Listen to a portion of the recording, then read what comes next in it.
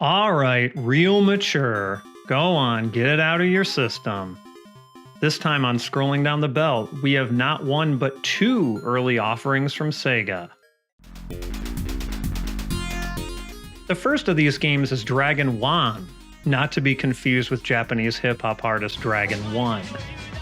This title was released on Sega's own first entry into the home console hardware market, the SG-1000, in July 1985. Now, if you watch the first episode of Scrolling Down the Belt, which you really should, it should be immediately obvious that Dragon Juan was heavily inspired by IREM's 1984 arcade hit Kung Fu Master, or Spartan X as it was known in Japan.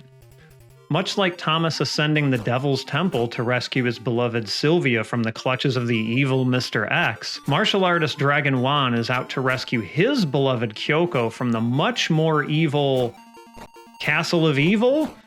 At least that's the translation of what it's referred to as in the manual, Jaku no Shiro. Anyway, not similar at all. Nope. All jokes aside, this was a very common practice, especially in these relatively early days of the video game industry.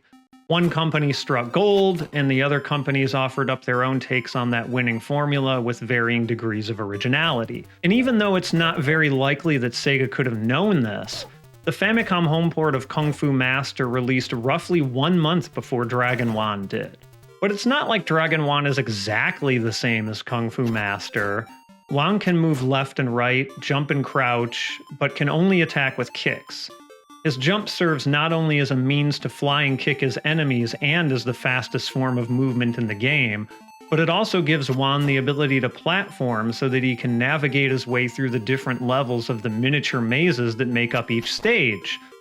Most people who've played Double Dragon will tell you that this was a horrible idea, but whereas Thomas only needed to worry about walking left or right, Juan has to figure out which way to go. Though the levels get a little bit bigger as they progress, these mazes never really get all that complicated, though sometimes jumping up to those higher levels is a little bit fiddly.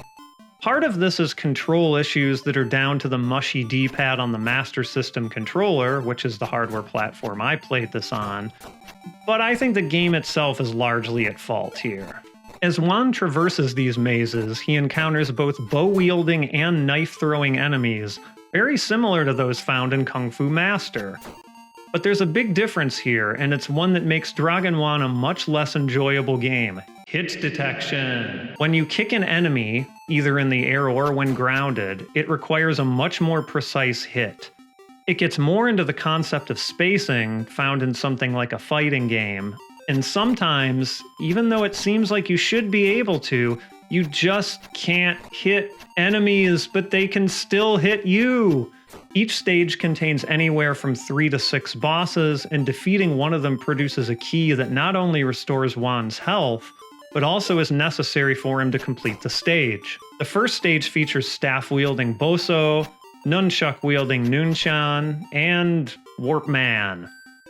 These bosses are repeated in stages 2 through 4, with stage 2 adding on robot RB-22, stage 3 adding on chain-wielding Hund, and stage 4 revealing the evil mastermind himself, Jonathan?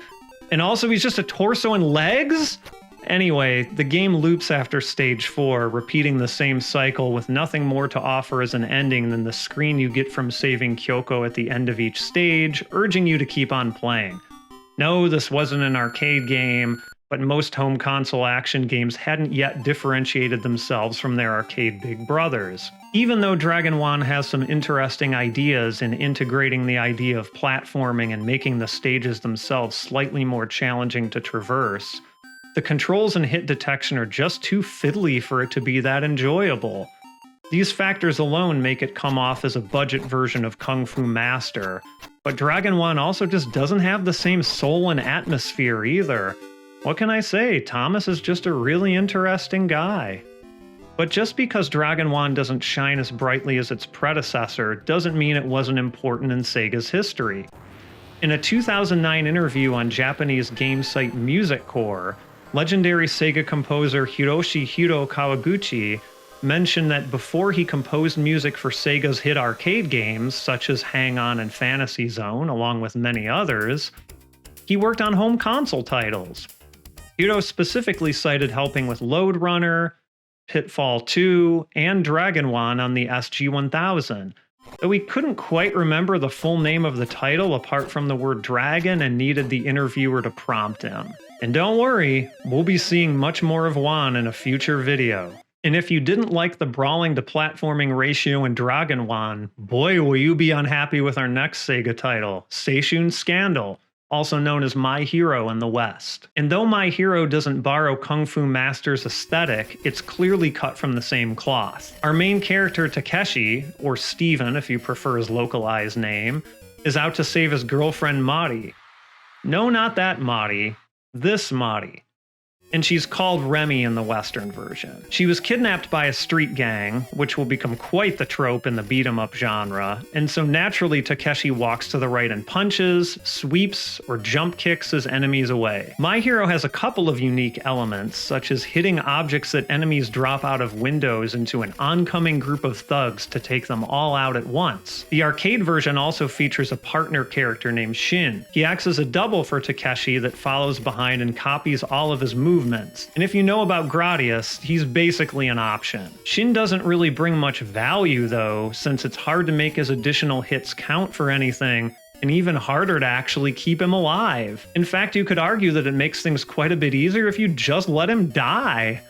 This is especially the case when engaging in the surprisingly high amount of platforming and avoiding unpunchable obstacles that My Hero makes you do. But though the game has its interesting points, there's one big downside. Unlike Kung Fu Master and Dragon Juan, Takeshi has no health bar during the normal parts of the stages. This means that you lose a life after just a single hit, making My Hero a significantly more frustrating experience than something with a bit more polish like Kung Fu Master. The boss fights are a bit more of a unique experience though. They take place on distinct screens from the previous parts of the level, and each one features meters at the top of the screen that fill up, not go down, when either Takeshi or the boss lands an attack on the other.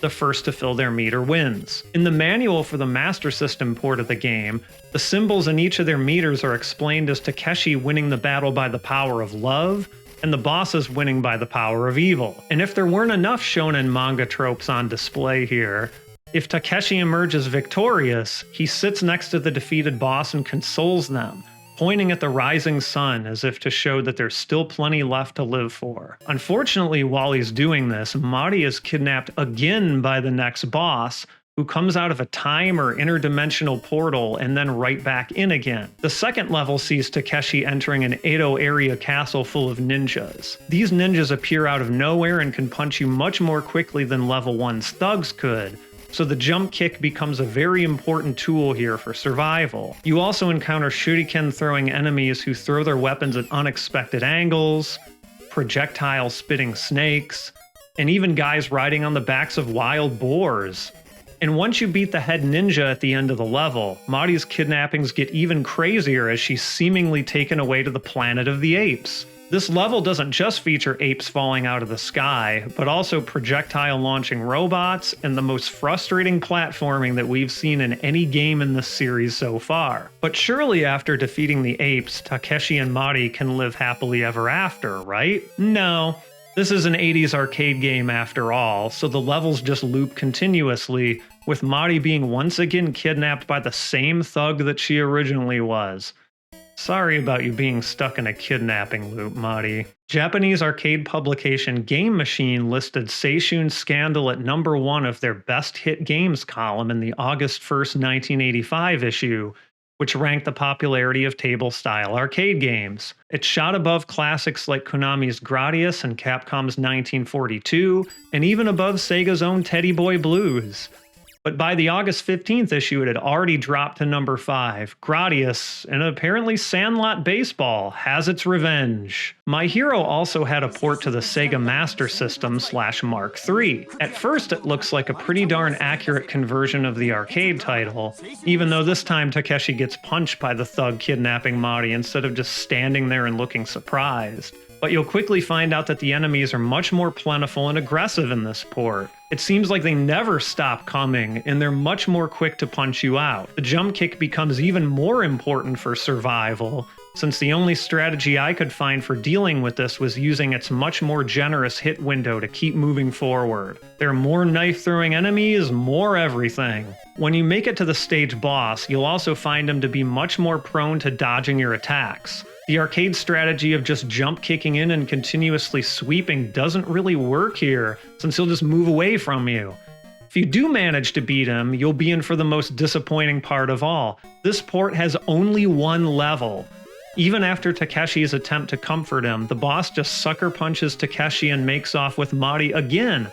That's kind of hilarious, but also no thanks. And if you don't want to bother with a Master System port and you're not an emulator person, you can also play the original arcade version on Sega's Astro City Mini. My Hero is a bit more of a footnote in Sega's history, since their beat-em-up titles would go on to reach incredible heights as time moved on. It's not particularly enjoyable to play now due to dying in a single hit and just having way too much platforming for its own good. Though I guess punching bottles at dudes is pretty fun. Next time on Scrolling Down the Belt, Trojan Man. Oh,